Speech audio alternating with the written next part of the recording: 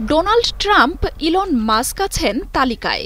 তাদের সাথে একই লাইনে নাম ডক্টর মোহাম্মদ ইউনুসের।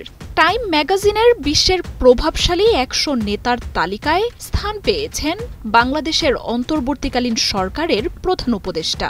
অর্থাৎ ডোনাল্ড ট্রাম্প, ইলন মাস্কের প্রভাব বিশ্বে যেমন আছে, তেমনি দেশের গণ্ডি ছাড়িয়ে ডক্টর ইউনুসের প্রভাবও এখন বিশ্ব স্বীকৃত।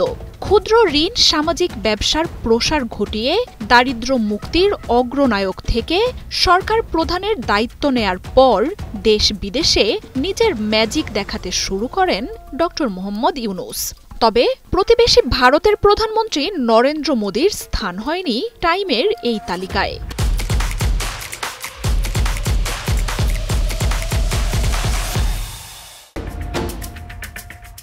Artists, icons, leaders, titans, pioneers, ইনোভেটরসদের মতো ক্যাটাগরিতে বিশ্বের শীর্ষ ১০০ প্রভাবশালী ব্যক্তির নাম ঘোষণা করেছে টাইম ম্যাগাজিন, যেখানে উপরের দিকেই নাম রয়েছে প্রধান উপদেষ্টা ডক্টর মোহাম্মদ ইউনুসের।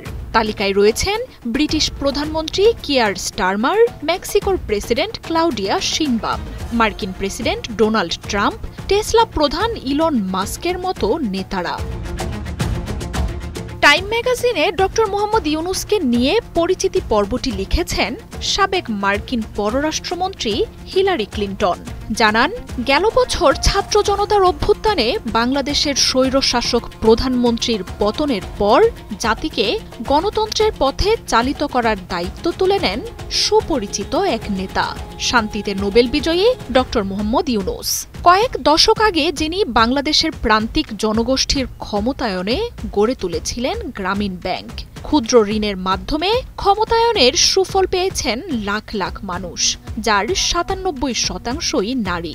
ব্যবসা গড়ে তোলা, পরিবারের ভরণ পোষণের মাধ্যমে তারা ফিরে পেয়েছিলেন নিজেদের আত্মমর্যাদা।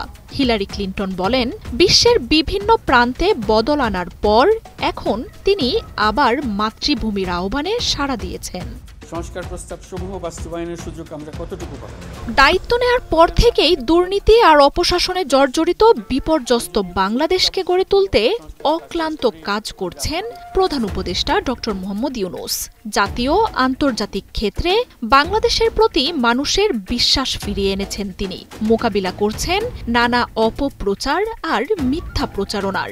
শুধু তাইই নয়, বিশ্ব মাধ্যমে বাংলাদেশের সম্ভাবনার কথাও তুলে ধরছেন তিনি।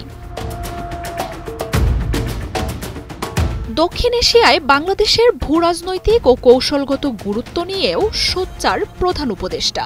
আন্তর্জাতিক সফরগুলোতে নতুন বাংলাদেশকে তুলে ধরা এই জনপ্রিয় নেতাকে নিয়ে সবার আগ্রহই থাকে তুঙ্গে।